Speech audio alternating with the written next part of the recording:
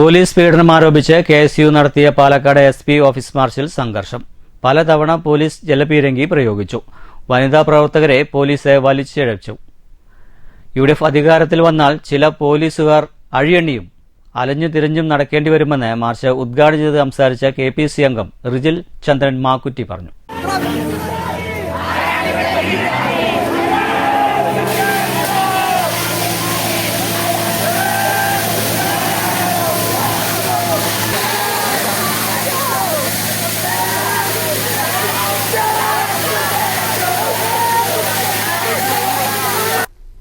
Congress, youth Congress, KSU പ്രവർത്തകരെ police തെരഞ്ഞുപിടിച്ച് മർദ്ദിക്കുകയും പീഡിപ്പിക്കുകയുമാണ്.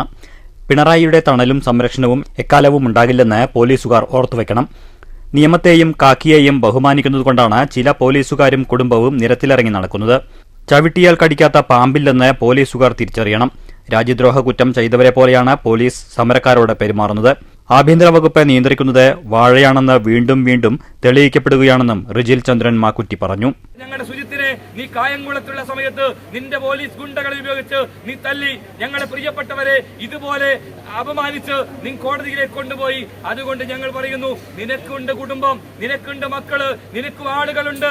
ആ രൂപത്തിലേക്ക് ഞങ്ങൾ കൈകാര്യം ചെയ്താൽ നീയും നിന്റെ കുടുംബമൊന്നും തെരുവിലുട്ട പുറത്തു പോകില്ല എന്ന് പറയാൻ കൂടി ഞങ്ങൾ ആഗ്രഹിക്കുന്നു. ഭീഷണിയൊന്നല്ല, സഹിക്കുന്ന അതിലുണ്ട്. ഞങ്ങൾ അങ്ങനെ പോലീസിനെ ആക്രമിച്ചുകൊണ്ട് പോലീസിനെ ഇല്ലാതാക്കിക്കൊണ്ട് മുന്നോട്ട് പോകാൻ ആഗ്രഹിക്കുന്നവരല്ല ഞങ്ങൾ. പക്ഷേ ചവിട്ടിയാ കടിക്കാതെ പാമ്പില്ലെന്ന് പോലീസുകാരോട് പറയാൻ ആഗ്രഹിക്കുകയാണ്.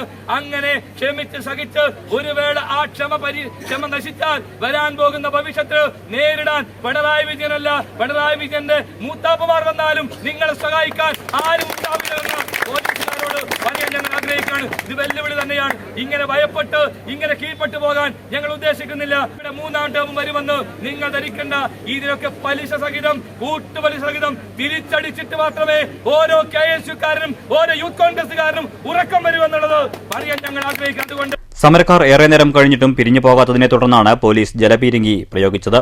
നിരവധി തവണ ജലപീരങ്കി ഉപയോഗിച്ചപ്പോഴും പ്രവർത്തകർ ചെറുത്തുനിന്നു. ഒടുവിൽ പോലീസ് പ്രവർത്തകരെ അറസ്റ്റ് ചെയ്ത് നീക്കുന്നതിനിടെയാണ് വനിതാ പ്രവർത്തക ഗൌജ വിജയകുമാറിന്റെ മുടിക്കുത്തിന് പോലീസ് പിടിച്ച് വലിച്ചിഴച്ചത്.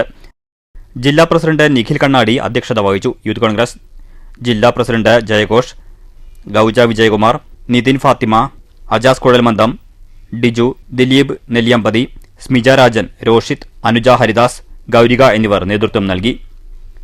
News bureau, Palakkad.